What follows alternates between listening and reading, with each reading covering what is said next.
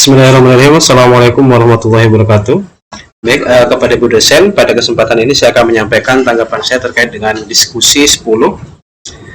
Yang pertama, kesan pembelajaran kolaborasi selama kami melakukan kolaborasi dalam pembelajaran proyek. Yang pertama adalah meningkatkan keterlibatan dan partisipasi aktif mahasiswa.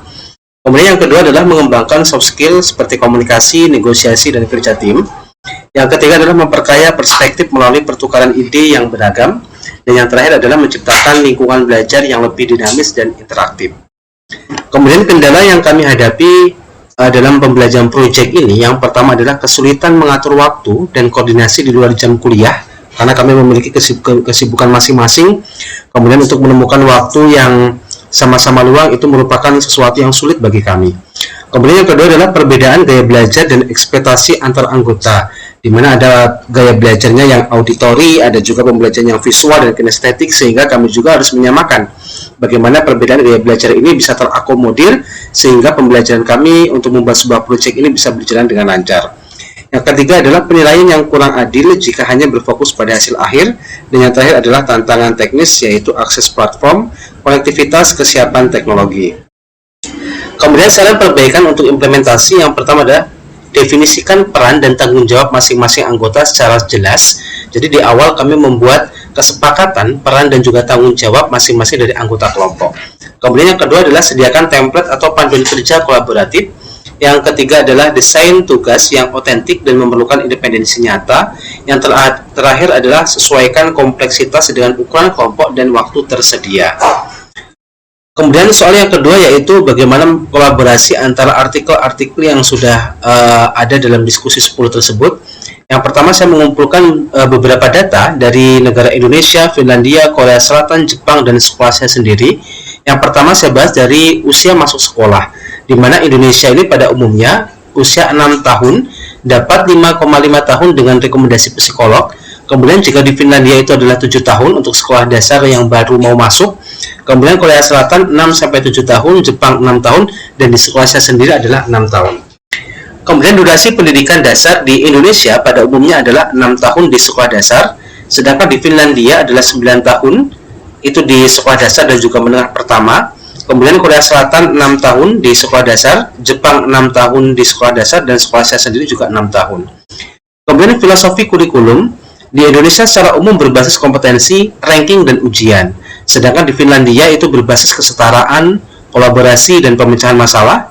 Kemudian di negara Korea Selatan, filosofi kurikulumnya berbasis disiplin, ujian, dan juga persaingan. Kemudian di Jepang adalah berbasis disiplin, moral, dan pengembangan kepribadian. Sedangkan di sekolah saya sendiri yaitu berbasis kompetensi dan penguatan karakter Islami. Kemudian untuk metode pembelajaran di Indonesia pada umumnya teacher centered, banyak tugas belajar di kelas. Sedangkan di Finlandia adalah student centered, yaitu menggunakan problem based learning atau fleksibel. Kemudian Korea Selatan menggunakan guru sebagai pusat, banyak PR dan les tambahan. Sedangkan di Jepang gabungan teori dan praktik, penekanan pada moral dan disiplin. Sedangkan di sekolah saya sendiri mengadopsi metode pembelajaran student centered dengan model terpadu.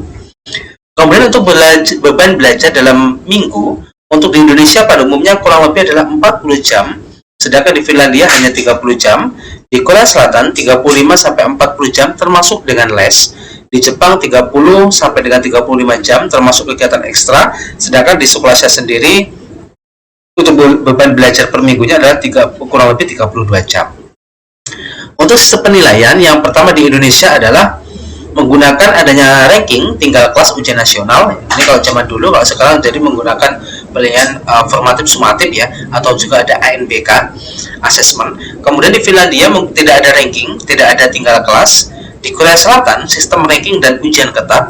Di Jepang ujian nasional penilaian holistik. Sedangkan di tempat saya mengajar yaitu menggunakan portofolio, proyek, dan ujian formatif dan sumatif. Kemudian kualifikasi guru di Indonesia pada umumnya minimal di 4 atau S1. Sedangkan di Finlandia, minimal guru kualifikasinya adalah S2 atau Master. Kemudian di Korea Selatan minimal S1 plus pelatihan yang ketat.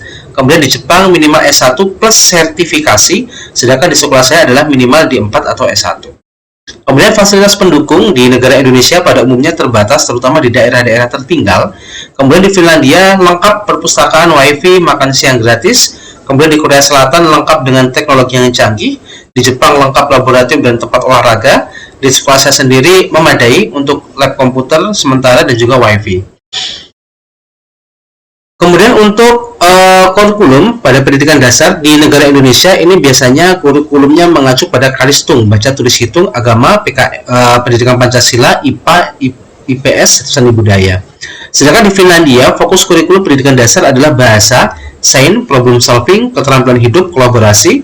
Korea Selatan mengacu pada bahasa Korea, matematika, sains, bahasa Inggris, moral dan seni.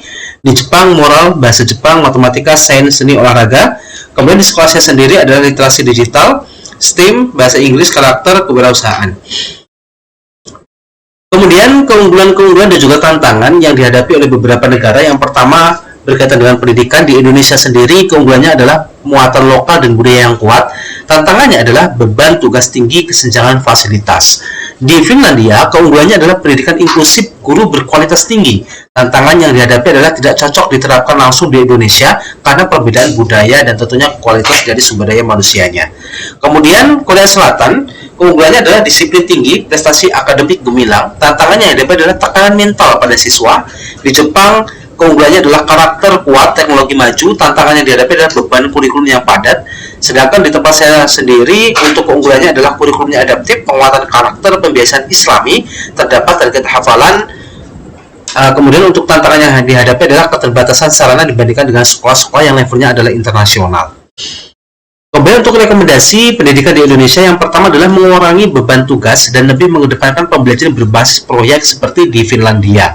Yang kedua, menghilangkan sistem ranking untuk mengurangi tekanan psikologi siswa.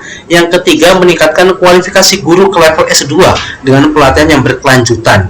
Jadi saya berharap untuk level kualitas seorang guru itu disamakan dengan dokter ataupun tertinggi nomor 2. Untuk masuknya seharusnya diberikan dengan pelatihan-pelatihan dan tes yang sangat ketat, sehingga memang yang menjadi guru adalah orang-orang yang teruji dengan kompetensi yang dimilikinya.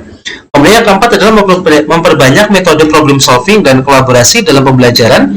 Yang kelima, menyeimbangkan antara akademik dan pengetahuan karakter seperti di Jepang. Yang keenam, memperkuat fasilitas pendukung seperti perpustakaan digital dan akses internet. Baik, mungkin itu saja Ibu dosen tanggapan dari saya berkaitan dengan diskusi 10. Saya akhiri. Assalamualaikum warahmatullahi wabarakatuh.